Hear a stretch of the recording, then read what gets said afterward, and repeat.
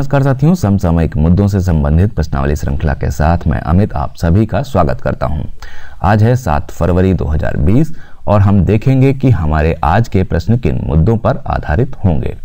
तो सबसे पहला प्रश्न आधारित होगा जनसेवक योजना पर। वहीं दूसरे प्रश्न में हम बात करेंगे यूनेस्को द्वारा विश्व धरोहर सूची में शामिल शहर के बारे में।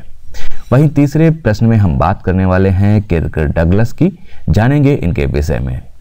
संतुष्ट पोर्टल की बात करेंगे चौथे प्रश्न में। जानेंगे प्रधानमंत्री मातृवंदना योजना पुरस्कार के बारे में पांचवें प्रश्न में। वहीं बाफ्टा अवार्ड 2020 के बारे में बात करेंगे छठे प्रश्न में। सातवें प्रश्न में हम बात करेंगे भारत का सबसे बड़ा ग्रामीण तकनीकी त्योहार अंतःप्रज्ञा 2020 के बारे में। राम मंदिर ट्रस्ट के अध्यक्ष के बारे में कुछ जानकारी लेंगे कि कौन बनाए गए हैं आठवें प्रश्न में। वहीं नवें प्रश्न में हम बात करेंगे राष्ट्रीय भारोत्तोलन चैंपियनशिप की। और इस सेगमेंट के अंतिम प्रश्न में हम देखेंगे क्लासिक स्वाइन फीवर के नए टीके के विकास के बारे में। तो चलते हैं अपने प्रश्न पर। हमारा प्रश्न है, किस राज्य सरकार ने नागरिकों को विभिन्न सरकारी सेवाओं की होम डिलीवरी के लिए जनसेवक योजना की घोषणा की है? हमारे पास ऑप्शन है तमिलनाडु, तेलंगाना, कर्नाटक और इनमें से कोई नहीं। तो यहाँ पर जो इसका सही उत्तर होगा वो है कर्नाटक। कर्नाटक सरकार ने हाल ही में जनसेवक नाम की योजना की घोषणा की है। इस योजना के तहत नागरिकों को विभिन्न सरकारी सेवाओं जैसे कि राशन कार्ड, वरिष्ठ नागरिक पहचान पत्र तथा स्वास्थ्य कार्ड घर तक पहुंचाए जाएंगे। यह योजना सकल नामक योजना का हिस्सा है। इसमें राज्य के 11 विभागों की सेवाएं शामिल की जाएंगी। पहले इस योजना का क्रियान्वयन दसरहल्ली क्षेत्र में पायलट बेसिस पर किया जाएगा। बाद में इस योजना का क्रियान्वयन बंगलुरु, मैसूर तथा बाहुबली, धारवाड़ में किया जाएगा। इस योजना के तहत होगा क्या कि जब कोई नागरिक सरकार की वेबसाइट पर जाएगा और अपनी किसी भी सेवा के लिए वो आवेदन करेगा तो एक जनसेवक जो है उसके घर उस सेवा की डिलीवरी के लिए भेज दिया जाएगा।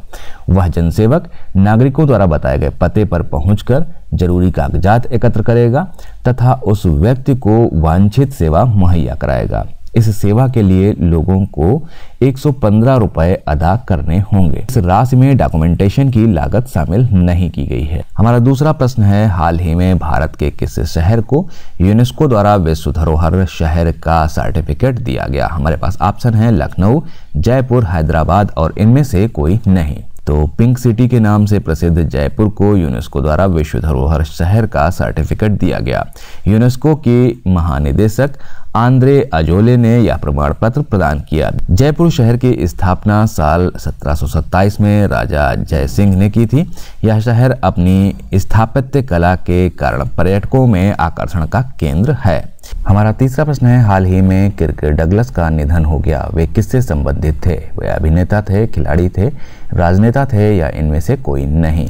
तो किर्क डगलस बॉलीवुड के प्रसिद्ध अभिनेता, निर्माता, निर्देशक एवं लेखक थे। उन्होंने द्वितीय विश्व युद्ध के दौरान अमेरिकी नौसेना को सेवाएं दी थीं। हॉलीवुड में 50 साल पूरे करने के अवसर पर साल 1996 में उन्हें ऑस्कर के मानद पुरस्कार से सम्मानित किया गया था। उन्हें स्पार्टकस और पाथ्स ऑफ गैलोरी के अभिनेता के तौर पर जाना जाता है। बढ़ते हैं चौथे प्रश्न की तरफ। निम्नलिखित में से किस मंत्रालय ने संतुष्ट पोर्टल लॉन्च किया है? हमारे पास ऑप्शन है वित्त मंत्रालय, श्रम और रोजगार मंत्रालय, गृह मंत्रालय और इनमें से कोई नहीं। तो यहाँ पर श्रम और रोजगार मंत्रालय ने इस संतुष्ट पोर्टल को लॉन्च किया है। इस पोर्टल के द्वारा जमीनी स्तर पर सार्वजनिक सेवाओं, पारदर्शिता, जवाबदेही, योजनाओं व नीतियों पर फोकस किया जाएगा। इस पोर्टल के द्वारा श्रमिकों व रोजगार प्रदाताओं की शिकायतों का निवारण किया जाएगा। इस पोर्टल के द्वारा स्वास्थ्य बीमा तथा EPFO यानी कि एम्प्लॉयमेंट प्रोविडेंट फंड ऑर्गेनाइजेशन की सेवाओं की मॉनिटरिंग की जाएगी। इसके अतिरिक्त एम्प्लॉयमेंट स्टेट इंश्योरेंस कॉर्पोरेशन की सेवाओं की भी मॉनिटरिंग की जाएगी। कर्मचारी राज्य बीमा कॉर्पोरेशन केंद्रीय श्रम व रोजगार मंत्रालय के अधीन एक स्वायत्त कॉर्पोरेशन है। यह कर्मचारियों के बीमा का प्रबंधन करता है। इसकी स्थापना की बात करें तो कर्मचारी राज्य बीमा अधिनियम 1948 के तहत की गई थी। इसकी स्थापना 24 फरवरी 19 1951 को की गई थी। अगर इसके मुख्यालय की बात करते हैं तो मुख्यालय इसका है नई दिल्ली में। तो वहीं कर्मचारी भविष्य निधि संगठन की बात करें तो यह एक वैधानिक संगठन है। इसकी स्थापना कर्मचारी भविष्य निधि तथा विविध प्रावधान अधिनियम 1952 के द्वारा की गई थी। यह भारत सरकार के श्रम व रोजगार मंत्रालय के अंतर्गत कार्य करता है और इसकी स्थापना की बात करें तो 4 मार्च 1952 को इसकी स्थापना की गई थी और इसका भी मुख्यालय जो है वो नई दिल्ली में है। बढ़ते हैं अपने अगले प्रश्न की तरफ। प्रधानमंत्री मातृवंदना योजना पुरस्कार में प्रधानमंत्री मातृवंदना सप्ताह में सर्वश्रेष्ठ प्रदर्शन में 1 करोड़ से कम जनसंख्या वाले राज्य या केंद्र शासित प्रदेशों में से किसे प्रथम स्थान प्राप्त हुआ है? हमारे पास ऑप्शन है दादर नगर हवेली, सिक्किम, मणिपुर और इनमें से कोई नहीं। तो यहाँ पर जो इसका सही जवाब है वो है दादर नगर हवेली। प्रधानमंत्री मातृत्व योजना पुरस्कार में प्रधानमंत्री मातृत्व वंदना योजना सप्ताह में सर्वश्रेष्ठ प्रदर्शन करने वाले 1 करोड़ से कम जनसंख्या वाले केंद्र शासित प्रदेशों में दादर नगर हवेली को प्रथम स्थान प्राप्त हुआ है। 1 करोड़ से अधिक जनसंख्या वाले राज्यों केंद्र शासित प्रदेशों में मध्य प्रदेश ने प्रथम व आंध्र प्रदेश तथा हरियाणा को क्रमशः द्वितीय व तृतीय स्थान प्राप्त हुआ है। 1 करोड़ से अधिक जनसंख्या वाले राज्यों केंद्र शासित प्रदेशों में जिला स्तर पर मध्य प्रदेश के इंदौर को प्रथम स्थान, वहीं 1 करोड़ से कम जनसंख्या वाले राज्य या केंद्र शासित प्रदेशों में मिजोरम के शेरछिप ने प्रथम स्थान प्राप्त किया है।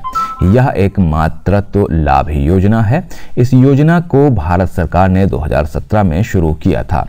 इसका क्रियान्वयन केंद्रीय महिला व बाल कल्याण मंत्रालय द्वारा किया जाता है। इस योजना के तहत 19 वर्ष से अधिक की गर्भवती महिलाओं को वित्तीय सहायता हेतु 5,000 रुपए, सुरक्षित प्रसव, पोषण इत्यादि की सुविधा प्रदान की जाती है। बढ़ते हैं अपने अगले प्रश्न की तरफ। हमारा अगला प्रश्न है बाफ्टा अवार्ड 2020 में निम्नलिखित में से किस फिल्म को सर्वश्रेष्ठ फिल्म पुरस्कार प्रदान किया गया? हमारे पास ऑप्शन है पैरासाइट, 1917, जोकर और इनमें से कोई नहीं।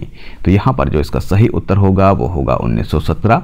बाफ्टा अवार्ड 2020 में प्रथम विश्व युद्ध पर केंद्रित फिल्म 1917 को सर्वश्रेष्ठ फिल्म पुरस्कार प्रदान किया गया। British academy of film and television arts यानी कि बाफ्टा अवार्ड की घोषणा की गई थी लंदन में।